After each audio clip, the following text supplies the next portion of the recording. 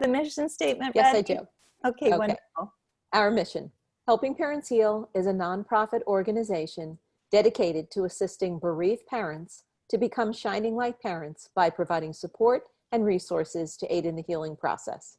We go a step beyond other groups by allowing the open discussion of spiritual experiences and evidence for the afterlife in a non-dogmatic way. Affiliate groups welcome everyone, regardless of religious or non-religious background. Attendance today at this meeting is voluntary, and we are here for the benefit of learning from and sharing with other parents whose child has passed away. It is understood that our discussions are intended to be confidential and not designed to replace traditional therapy or spiritual counseling. Helping Parents Heal offers a wide variety of speakers to allow parents to be informed about many possible ways to heal, to connect with their children, and to learn about the afterlife. The views expressed by our guests do not necessarily reflect those of Helping Parents Heal, and we ask that you take from their presentations whatever may benefit you personally. Welcome, everyone, and thank you, Ernie, for speaking. I always tell everyone, Ernie is such an inspiration and just a joy to listen to. So thank you for being here. I agree. Okay. I am just so grateful to have Ernie here. And Ernie was a speaker at our first Helping Parents Heal conference, and he was going to be a speaker at our second Helping Parents Heal conference. And one of the things that I just feel so grateful for is that he and Kristine live here in the Valley. So when we have meetings here, he is almost always there with Kristine. And I feel so grateful about the fact that if our meetings ever seem to get a little sad, I always am able to ask Ernie to speak, and the mood just becomes so light with everything that he says. He lives in Arizona with his wife, Kristine. In 2009, the Jackson family was forever transformed when 9-year-old Quinton Stone Jackson, son of Ernie and Kristine and brother of Cheyanne, passed in a tragic accident during the family's annual vacation. This was coming back from Colorado. It was in the Four Corners area of Arizona. I'm not going to finish the whole bio because it's mostly about Quinton's messages that he wrote following the passing of Quinton, and I know that he'll be able to tell you more. But if you'd like to learn more about Ernie, please visit his website at www.quintonsmessages.com. And I want to just let you know that he is a board member of Helping Parents Heal. He and Kristine have the West Side affiliate here in Arizona, and he writes a column for our monthly newsletter, and it's just so inspiring and so uplifting. And so without further ado, please join me in welcoming Ernie and Kristine Jackson. Thank you so much. Thank you so much. It's always an honor to speak with you. We all know the journey. We're no different than you. We've been through it. I spoke before you back in May, and I spent some time kind of sharing the pain. The assumption was that everybody on the call knew me and maybe might assume that we didn't have the baggage and the pain. So I shared, but I'm guided today to kind of just jump right in and talk about the good stuff. I mean, it's really interesting out there these days. There's a lot of questionable things we're dealing with, a lot of tough, heavy things we're dealing with, and you don't need any more heaviness coming from me. So I'm just going to jump right in. Our son transitioned, Quinton Stone Jackson transitioned a little over 11 and a half years ago at this point. And it changed us. It changed me in ways totally unexpected. The ahas, the epiphanies were beginning before the accident, and we can talk about that. Feel free to ask questions at any time. Don't be bashful. But I'm not even going to start with the ahas and the epiphanies before the accident. I'm going to start with the first, an epiphany that happened about 24 hours before the accident. We were on our last night on a houseboat in Lake Powell, and I had a dream. And now I'm able to kind of discern or differentiate between dreams and visits or messages, if you will. And this one was kind of like that. It typically dreams, they come in the middle of the night and they're blurry and they're fuzzy and you forget about them when you wake up. But this one came at about 7 in the morning, and I'm knocked out on the houseboat, and I had a dream that the Quinton transitioned. It shook me. It was so vivid. It was so lifelike, and it shook me and it woke me up. And when I told Kristine and Quinton, because this was before the accident, so Quinton was still on the flesh, about what I experienced, Quinton said to me in a voice of an older person, he said, "You know what, Dad, it's not going to happen like that. I'll just swim away." And it was just very poignant. I mean, it was one of many, many, many, many ahas, but this one was 24 hours before the accident. And I fully expect some of you on this call this evening have had similar experiences. Well, about 24 hours later, we had an accident. I think the whole trip, we felt something. I know many of you have had that experience too. I would call it foreboding, call it sensing something, sensing change, all of the above. I was constantly looking over my shoulder, kind of as we drove, almost like I was trying to outrun something, like I had a measure of control. We discovered quite abruptly that I have no at all, that none of us have any measure of control. We were pulling a jet ski trailer. We were trying to get from Lake Powell to get back to where we lived at the time, Conifer, Colorado, and the axle on the trailer snapped, and we pulled off the road. And we were 30 feet off the road. They measured. I was kind of ecstatic because we had had some issues with the trailer, and I thought, okay, we're going to dump the trailer and we'll be on our way. We'll be home in 6 hours. Everything's under control. Didn't quite work out that way. A young lady fell asleep. No drugs, no alcohol. It was about 5:35 in the afternoon on June 10th, 2009. She fell asleep on a curve, went off the road, came up into the wide pullout we were at, airborne, and took us out. It hit me first. Kristine screamed in such a way that she saved my life because I was able to turn and take the impact of an airborne Pontiac Sunbird on my hip. She launched me. Her name is Amanda. She launched me 18 feet. I know because they measured. And when I landed, I opened my eyes to a whole new reality. Kristine had been run over. I saw her torn and twisted body. I rolled over. I knew enough to check and see what kind of shape I was in. I wasn't missing any limbs. I wasn't hemorrhaging, so I didn't have to apply a tourniquet or anything. And I rolled over and saw my son. And he was still breathing. His body was still breathing, but he was already transitioned. His eyes were open, fixed stare, no blinking, nothing. He was gone. Let me jump forward a little bit. About 30 hours later, I'm alone in a room. Kristine had been taken to the ICU. I spent the first night with her there. Finally, when I was able to try to sleep 30 hours later, I felt my hand being held. It got my attention, to say the least. And if I'm offending you by laughing and smiling, I apologize. I told you I'm gonna try to keep it light. But it was one of those moments where it's like, something strange is going on here. I'm sitting there in a room by myself, and my hand is being held. And I knew my hand was being held, and I was trying to make sense of it.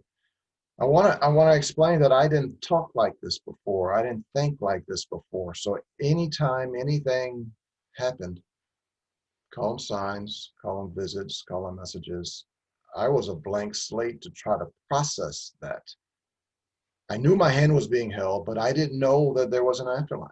That's how green I was. That's how ignorant I was. What happens when a person transitions? And please note, I use the word transition. I don't use death. I would used death before. If I ever use it now, it's only for, kind of a dramatic purpose of letting you know that I understand that there is a physical death, but I choose not to use the word. I use the word instead, transition. So I'm there in a room and I'm not knowing what's going on, but I know my hand's being held. And the best I could do at the time was think, wow, that must be the manifestation of all the prayers. I was desperately trying to understand how it was my hand was being held in an empty room. And that's the best I could come up with. It took me weeks to realize it was Quinton. And I had a woman who, a couple of years later, because I started sharing and talking almost immediately. It was probably a couple of years later, maybe after Quinton's Messages was first published. She called me on it. We were out having lunch and she leaned forward and she's like, Ernie, how do you know it was Quinton? Really? She really kind of came at me pretty abruptly and kind of put me on my heels for about a millisecond. And I replied, my son, Quinton, has the softest hands. And we would always walk hand in hand. He did that with me and Kristine and his sister Cheyanne. We'd always walk hand in hand. And our son Quinton knew that eventually I'd figure out it was him. And sure enough, I did. And that was 30 hours after the accident. It's one of those moments, and I wanna kind of, I'm really spending some time talking about this moment because you've had similar moments where things happen that don't make sense initially.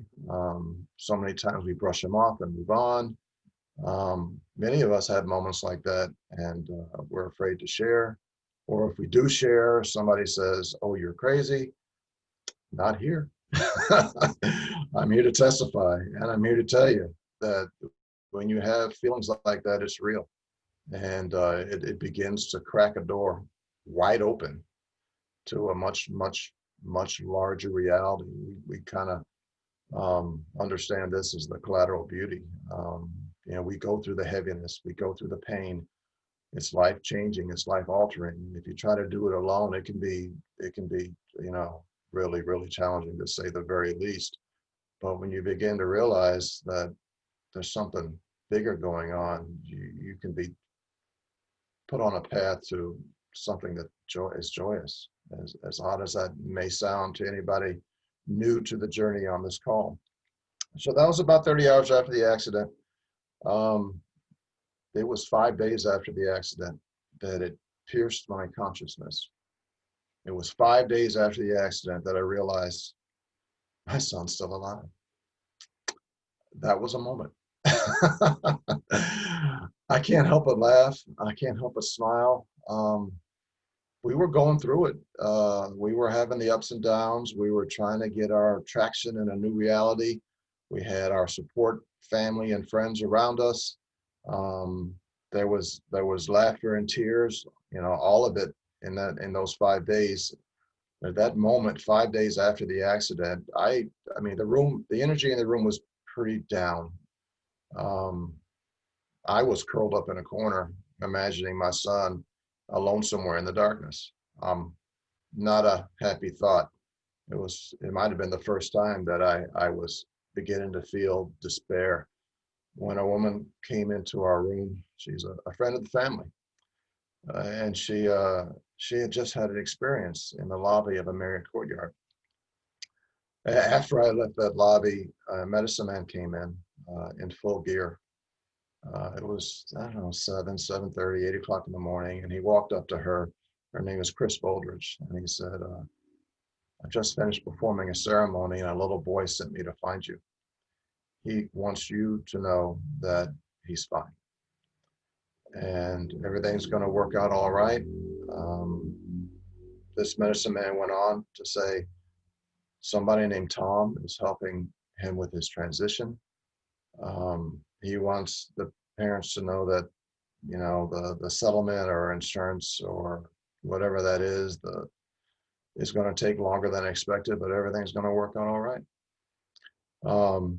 Needless to say, Chris Boldridge got to where we were, all of us, a room full of family members, as quickly as she could, and she relayed that story. And I mean, she came into the room, it was a whirlwind. She was so excited. She was so over the top. And she says, get everybody together. I can only say this once. And my reaction was, dear Lord, what now? What now? Our nephews okay? What's going on? And she relayed this message. And the energy in the room changed. There had been tears. We were feeling low. And as she shared this, it took my breath away. And it shifted the energy in the room, and it shifted the energy in me. And my thought was, my son's still alive. My son is still alive. That's life changing. I can't say enough about that moment. And that moment is the reason I still speak. That's the moment I'm here speaking with you tonight. That moment is why we wrote and published 2 books. That moment I wish everybody could experience without having the pain of transition of a loved one.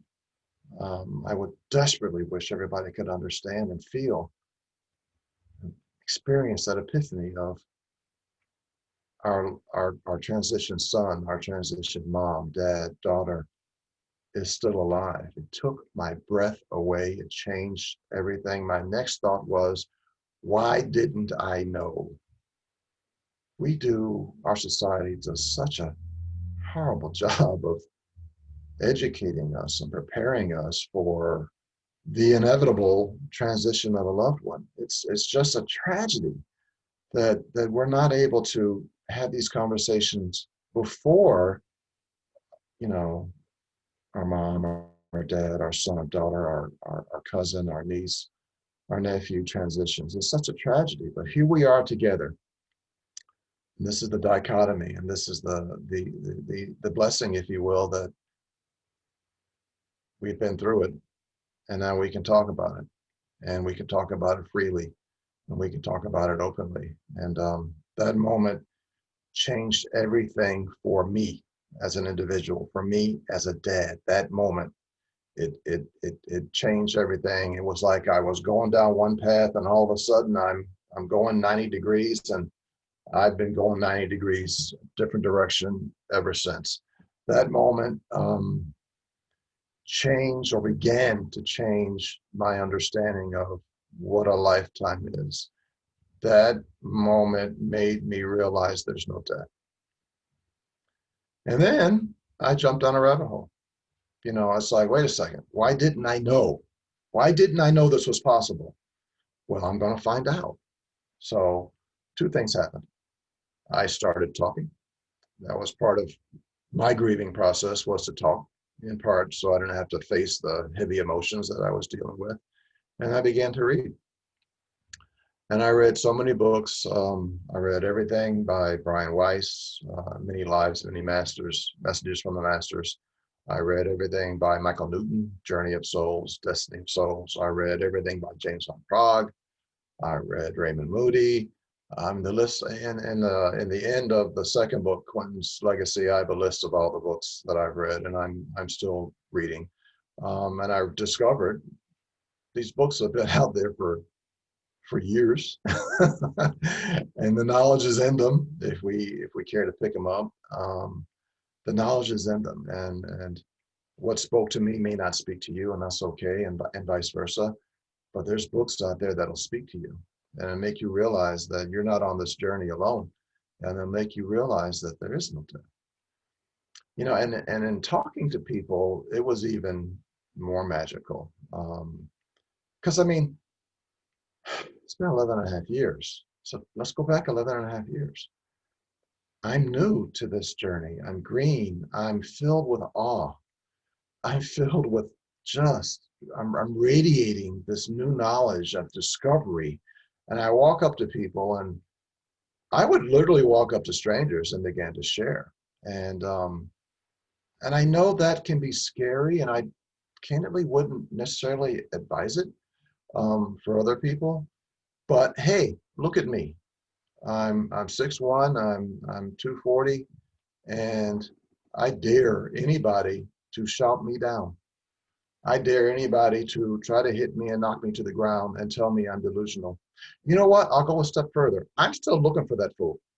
I'm still waiting for that to happen. Because you know what? What I'm sharing today and what I was sharing 11 and a half years ago and what I'll always share, it's where the rubber meets the road. There is no death. There is no death. We are here going through this journey. Our loved ones have left us early. It's challenging. It's ugly. It's unpleasant. It's lonely. It's all of that.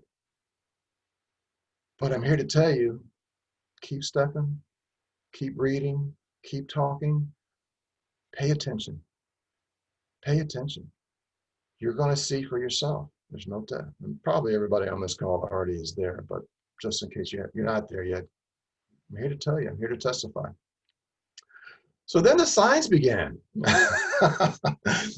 So then the signs began, and for us,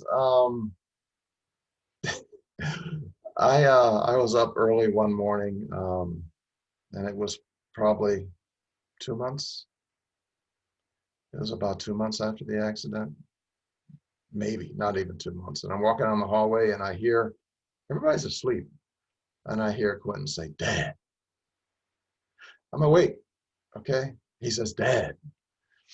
And I heard him say "Dad." And I don't know if it was my outer ear or my spiritual ear. I'm not sure, but I know he said "Dad." And again, I'm new. I don't know what this is about, but I know my son just said "Dad." And I joke because at some point it helps.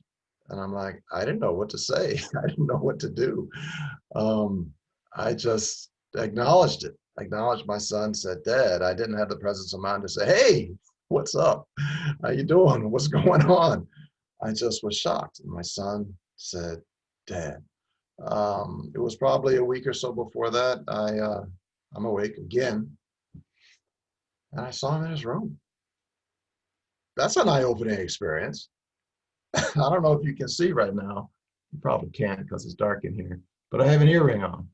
Can you see that? That's my son's earring. And I had the stud, and I learned to follow instructions because I'm a fellow, so sometimes following instructions can be challenging. But I learned to follow instructions, so I took my shower and I got out and I cleaned my stud, and the steam was dissipating on the mirror, and the door had opened the door to help the steam dissipate, and across the hall was Quinton's bedroom, and I'm there focusing. You know what I'm going to say? I'm focusing on what I got to do. So my focus is on me and my ear, and my indirect focus is in the mirror. Indirect focus. Pay attention to what I just said. Indirect focus. And I notice in my indirect vision, Quinton walk across his room. See the reflection in the mirror. Needless to say, I stopped what I was doing and I turned around and I walked into his room. Kind of expecting to see Kristine or my nephew, or not knowing exactly and nobody was there. Nobody was there, but I saw Quinton. And oddly enough, I could tell you he was a little bit taller than he was at the time of the accident, and it had only been a couple months.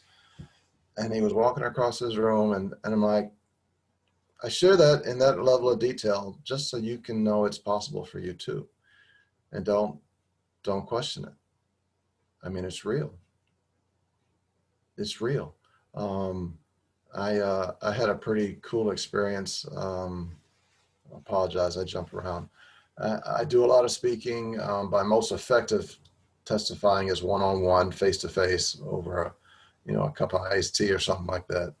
And I was talking to a woman, a friend of mine, whose mom and her mom had just transitioned. Her brother had transitioned 2 years before, and she was really, really, really in a heavy place. She was dark and she was just heavy.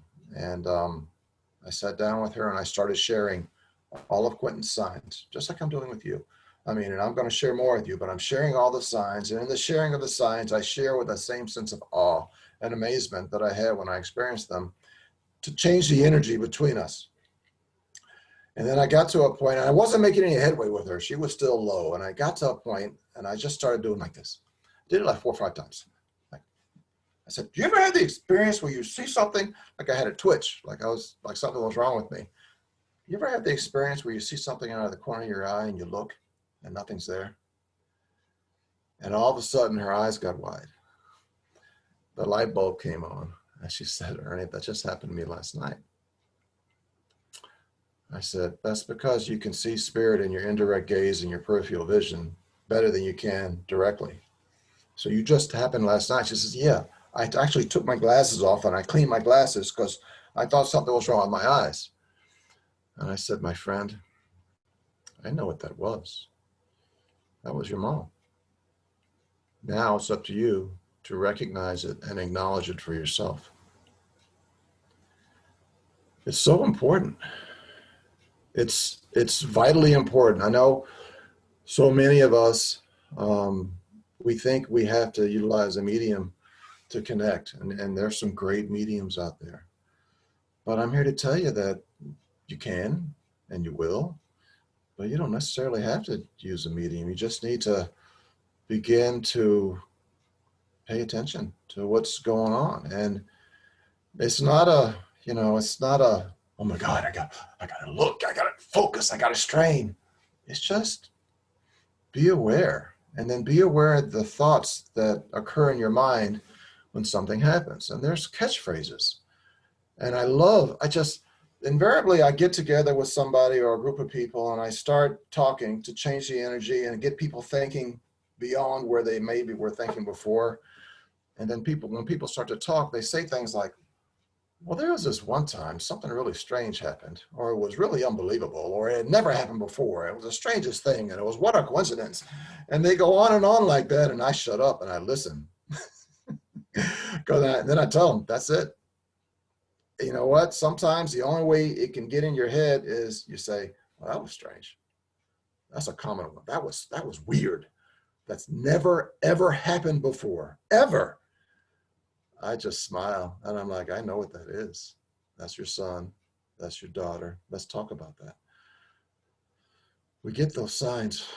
We get those signs. So I had my first dream visit about 4 months after, where I was able to, that thing that happened the 24 hours before, I didn't understand it, but I know it was vivid. I know it was like it was real. Catchphrases, pay attention. 4 months afterwards, I had one of those where I saw Quinton. And again, it wasn't, 3 o'clock in the morning or 4 o'clock in the morning. It was odd. For me, it's odd times. Part of my coping, part of my grieving process to deal with that anger and the heaviness was got back into the gym. I used to play football. I used to power lift. So I would go to the gym and push iron around, and it helped, believe me. My alarm went off at 5 this particular morning, and I'm like, nope, not gonna do it today. And I laid back down, and just like that, I'm in my backyard. And I'm standing below, this is the east side of our house. I'm 2-story raised ranch, so I'm below the deck. I'm standing, and I walk out into our grassy area, which is kind of our sanctuary. We had a memorial there for my father-in-law who had passed previously. And I noticed the deck above and the shadow from the rails, the shadow of the rails in the grass at my feet. So that means it's afternoon, the sun's going down. And then I notice a hooded figure in the shed, it's in the shadow of a hooded figure in the grass at my feet. And I knew, pay attention to the detail. Okay, understand the detail. And I knew it was Quinton. And I thought, well, I'm going to turn around and look, because you just got to do that. And I thought when I turned around and looked, he would just, I really thought that. I turned around and I looked, and I saw him, and he saw me, and he took his hoodie off, and he had a buzz cut. And in life, Quinton would go between having a buzz cut and having long hair. He had a buzz cut, and I could see the expression.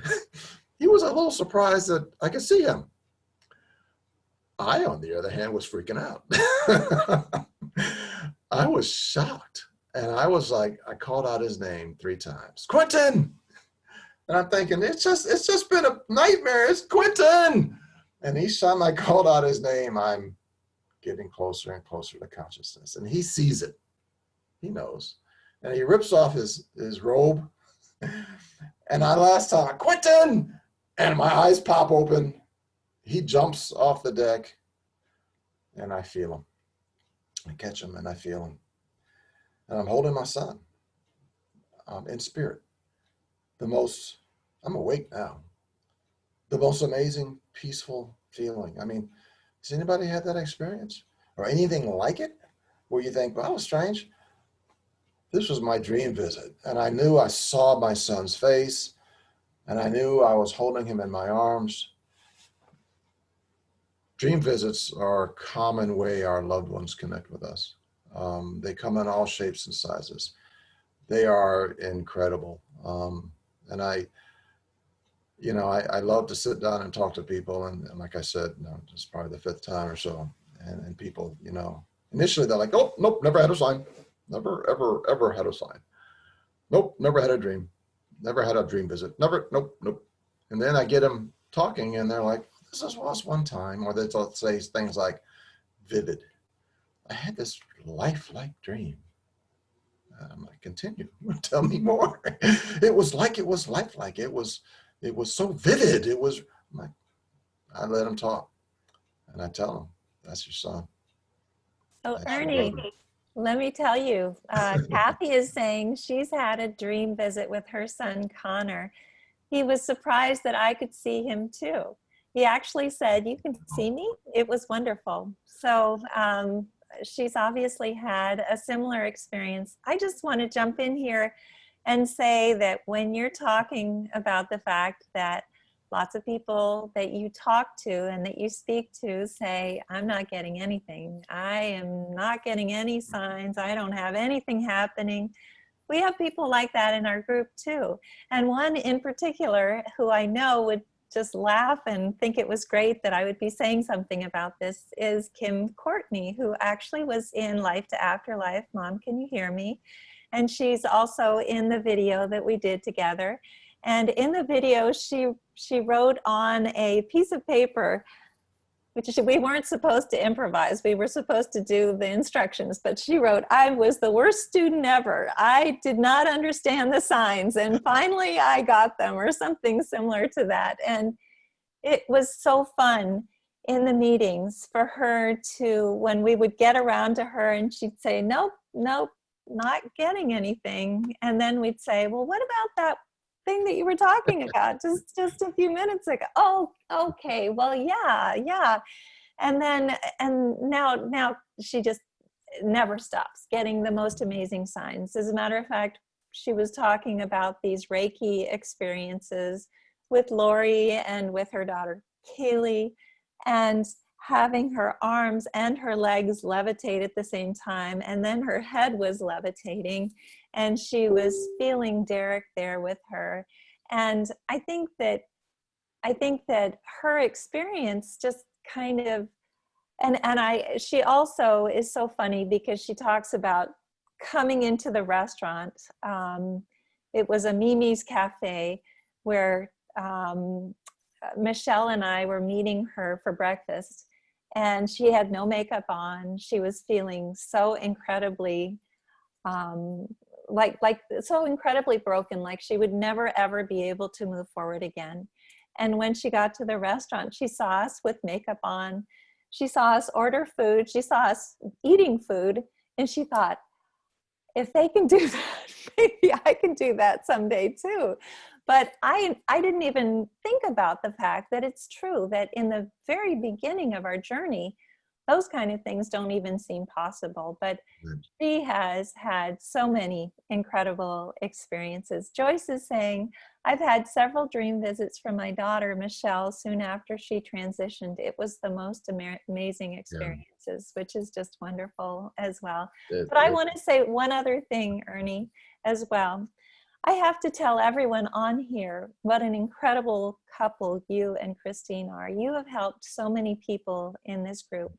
And one thing in particular is that I always know that when I call you and ask if you can help me with a parent who has had a child transition recently, you are immediately on it. And as a matter of fact, I remember calling you, and there was a couple who had had a child transition on the Beeline Highway coming back from Payson, which is about 2.5 hours from here.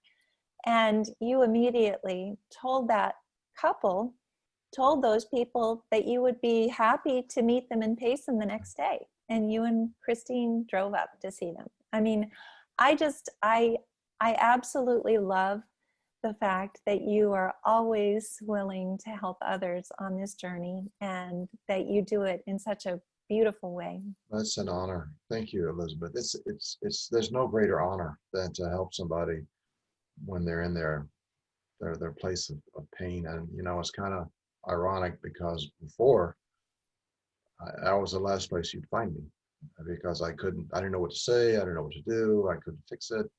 And now that's the only place I'm comfortable.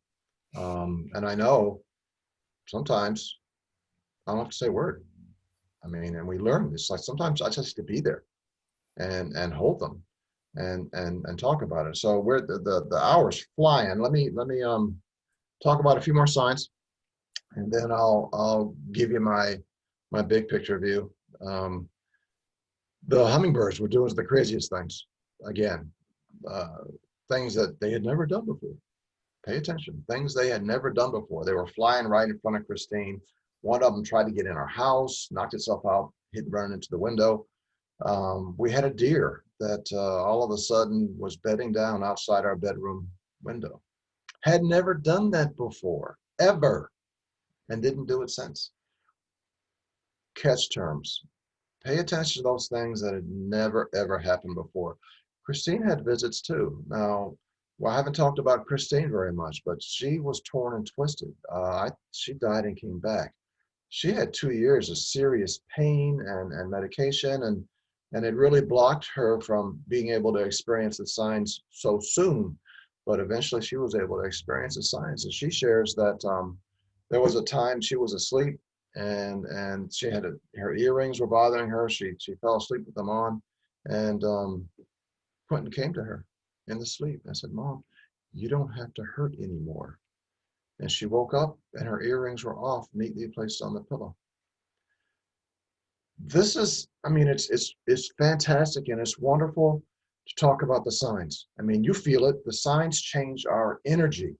And for many years, that was enough. Let's just help each other recognize the signs. Let's help each other lift our energy. But now, I have to tell you that we got to talk about something a little more serious. It was a few years ago. I mean, a lot of people use the term dead or died, and you know, you get messages from the dead, and I'm like, wait a second, hold on. Dead people don't send you signs? That's ridiculous. I'm sorry. Dead people don't send you signs. Only living people send you signs. And I'm here to tell you, everybody gets signs. And even if it's only one sign, if that's your big takeaway from today, I want you to own that and wrap your arms around it and hold it tight. Only the living send you signs. So here we are. Here we are. We're going through this tough stuff. And many of us say, well, why wasn't it me? Why couldn't I go home and my child survive? You know, we talk about soul contracts. We talk about, I know Quinton and I had a soul contract. I'd been told that we had done it before and I didn't get it, so we had to do it again. Ouch. Now we're here, and our kids show us in their passing and their signs that there's no death. They show us that they are eternal, the definition of there being no death. It follows, and I think you all would agree, that we're eternal too. I want you to chew on that. I want you to embrace that. I want you to understand that when you're low, when you're in pain, when you're saying, why does this keep happening to me? That sticking point right there, that's the part that hurts. Why does this keep happening? Whatever that is, we are eternal. Our time here has purpose. All of it has purpose. Our struggles have purpose. We're here to conquer them, to work through them, to realize our magnificence, to find our strength, to learn how to love, to beat our addictions. Whatever it is, it's different for all of us. You know, we talk about the signs, and that's easy and that's fun. I'm going to lose some of you as I talk about why we're here and talk about we're eternal and talk about facing our struggles. Our kids transitioned in large part to open our eyes. Yeah, we can debate and argue that if you want, but in large part, yeah, to open our eyes. And here we are to try to help you understand why you're still here. And I read something recently, and you know, some people say, wait, why am I here? I mean, I'm wasting my time. I don't want to be here. Well, here's a test. You know you're supposed to be here because you're still here. Our time here is sacred. I got something else to say. We only learn through adversity. That's just how we are. I mean, I'm sorry if this is a shock and this is hurtful. We're humans, and we're not the smartest cats around. We don't learn when through things being easy. We don't. I don't. I most certainly don't. I get lazy. I get complacent. It's through the adversity, and we're here. We've been through the adversity. We've been through the fire. It's only through adversity that we have an opportunity to learn. Will we? Some no. Some won't. Some won't do it. They're not ready. Maybe next lifetime. That's okay too. Why? Because there's no judgment here. There's no judgment at all. We are not to judge anybody. Least of all, we're not supposed to judge ourselves. We're here to learn. And if we can't learn it now, then like me and Quinton, maybe we get to learn it again in the next lifetime. Now, that's not a happy thought. So why not learn it now? Whatever that is. Why not face our struggles, our addictions? Why not face it now? Why not realize our magnificence now? This is the gift of having a child transition. I hate to say it in those terms. It's such a dichotomy. I'm very reluctant to say that. Typically, if I'm in a physical meeting with members of our HPH group, I typically pause and I wait. And invariably somebody makes that statement before I do. I'm off the hook. We're on a magnificent journey. We know we are eternal because our kids show us that. These are some really challenging times right now.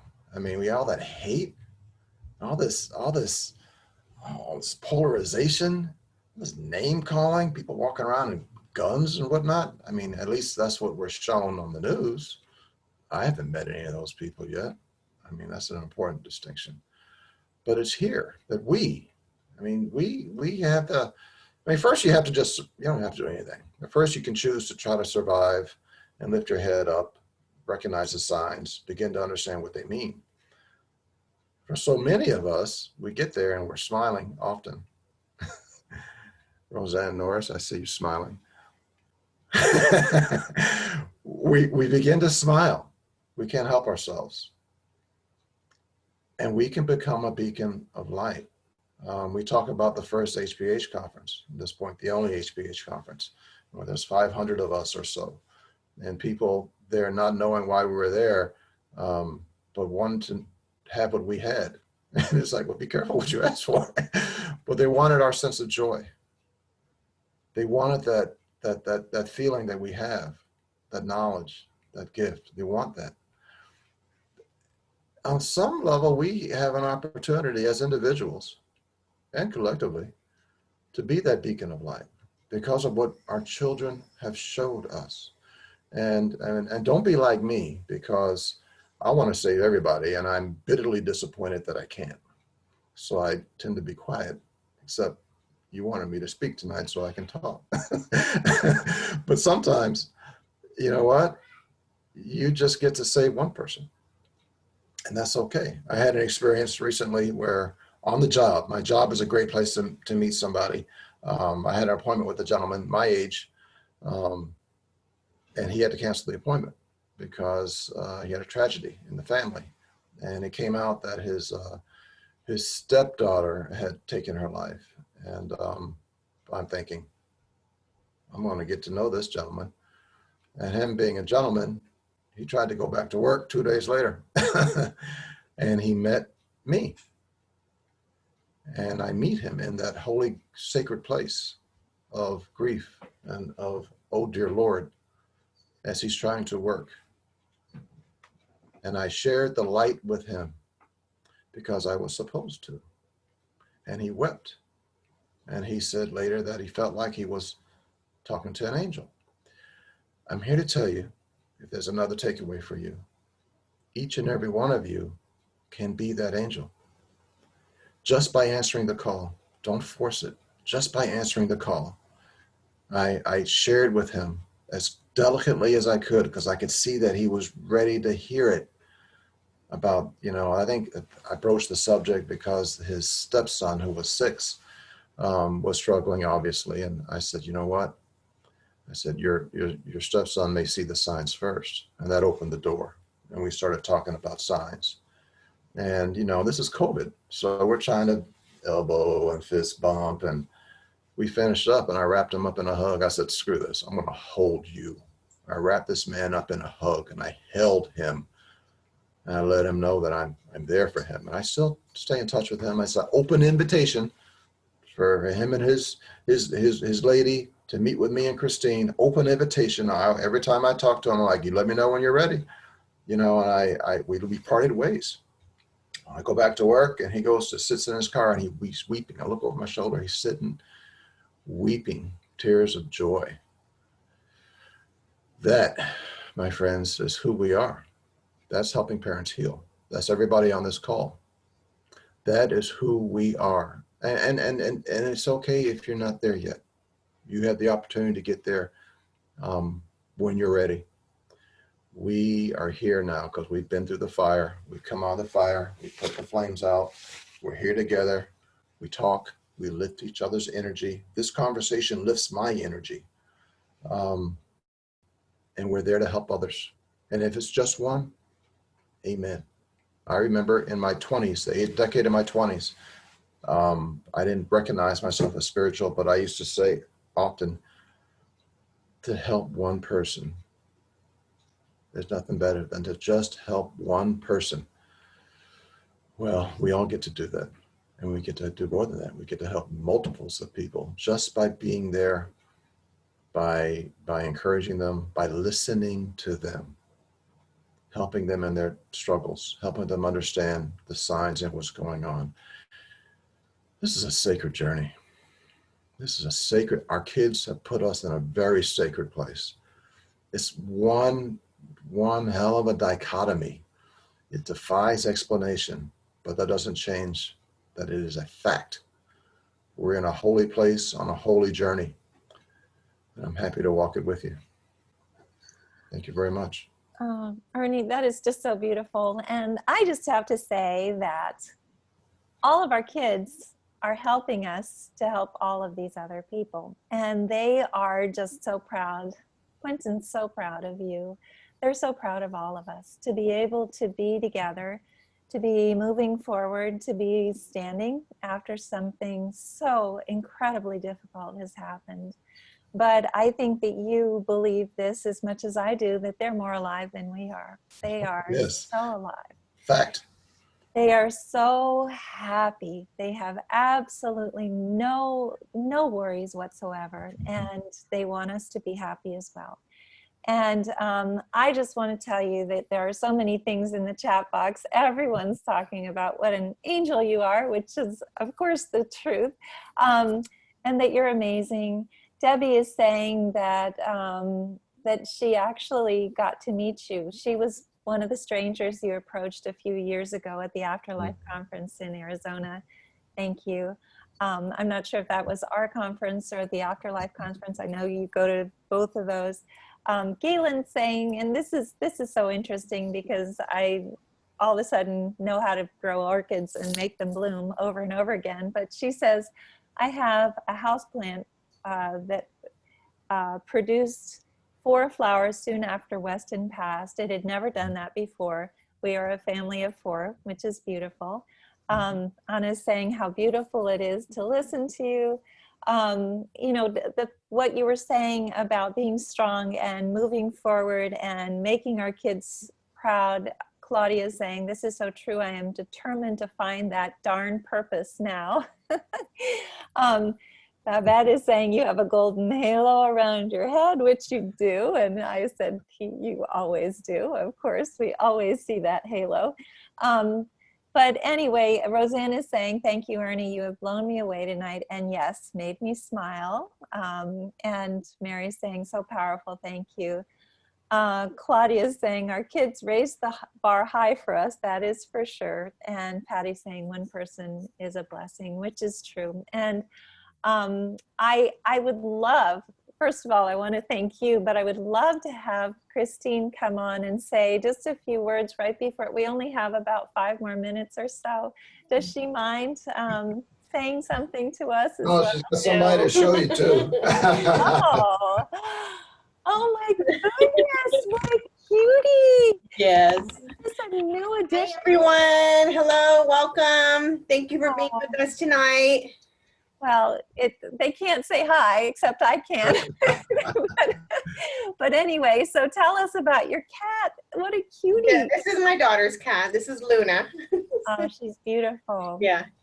And I'm just a pet lover, so I'm just having her right now with me. She comforts me. All the animals comfort me. I find lots of comfort in animals. Well, Ernie talked about how torn and twisted you were after the accident. Could you tell us about how you are now? Are you now? You know, I'm gonna forever have, you know, scars, and my injuries are long term. You know, I have will have lifelong arthritis. I have severe nerve damage.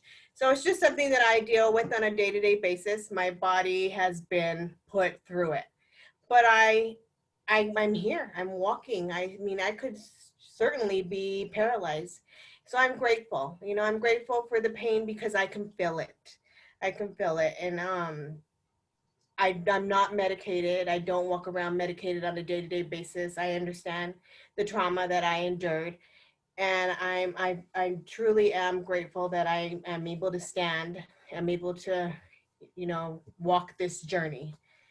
And like Ernie says, the tragedy that happened, there is truly something that came from it. I honestly found my self-worth as a female, a mother, a wife,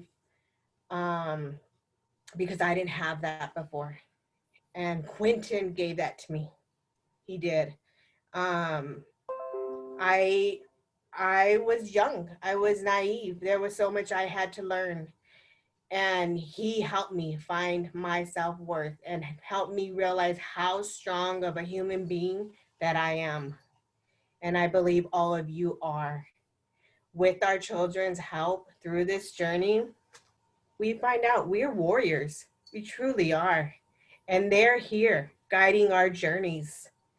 So I'm proud, and I'm, you know, to walk this journey with you. We're here for you.